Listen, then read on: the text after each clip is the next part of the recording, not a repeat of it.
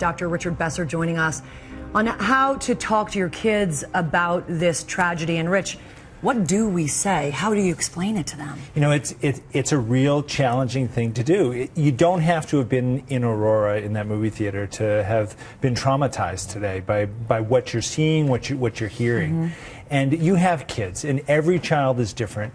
A lot of it has to do with knowing your own child and knowing how they deal with information as well as their age. So, you know, for the youngest kids, for preschool children or for children who are young school age, you want to shield them from this. They don't need to know about this. And so you don't want them to watch the coverage. You don't want them to go online onto computers. Okay. For older children, for school age kids, what they want to hear from you, they're going to look at you to see how you're reacting for a cue. And if you are all over the place on this, that's going to be how they process this. But if you're sad, if you're expressing appropriate emotion, they're going to see that it's okay to have some fear. It's okay to be worried about this. Mm-hmm. You want them to talk about it. You want to ask, how do you feel about this?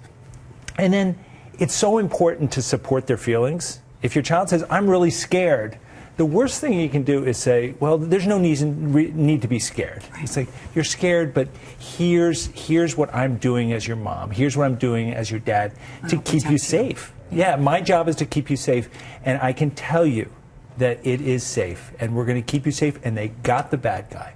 You know, when you're dealing with teenagers, it's a different thing. There you really want to engage them and see what their thoughts are. Why do they think this happened? Is there anything they think that could have prevented this? And you can have a real conversation out of that.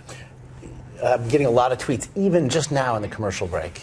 A lot of people are worried about Chris Ramos. A lot of people are seeing him and wondering if he's on the edge right now. Yeah. Right now, what would you do for him? Well, you know, the people who are there and watching Chris, he is expressing appropriate emotion for what he went through. It's important that he's able to talk about this. He just spoke to America about this. Yeah. He needs to have friends and family to speak to, maybe clergy to speak to. You know, it's very likely he's going to have trouble sleeping. He's going to be replaying these events. He may be sad. He may not be able to eat. That's appropriate things today. But you want him to continue to be in touch with people and follow him, because if that continues for more than 2 weeks, then you say, okay, professional help is maybe what you need here.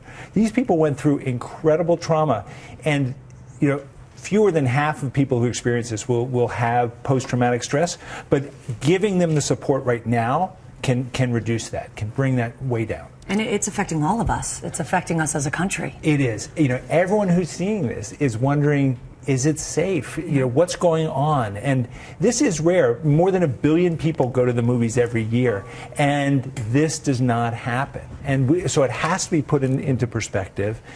One thing that you can do is think about, is there some act of charity that you can engage your children in coming out of this to help somebody who needs help? Yeah. And you know, either it's a victims fund or something else that can help healing. To balance the karma here, if nothing else. Dr. Richard Besser, you have been terrific this morning on Good Morning America with us today. We thank you for your time. We're going to see you later on World News. And I would imagine we'll be calling on you in the days to come. Your words always so comforting. Thank you, Rich.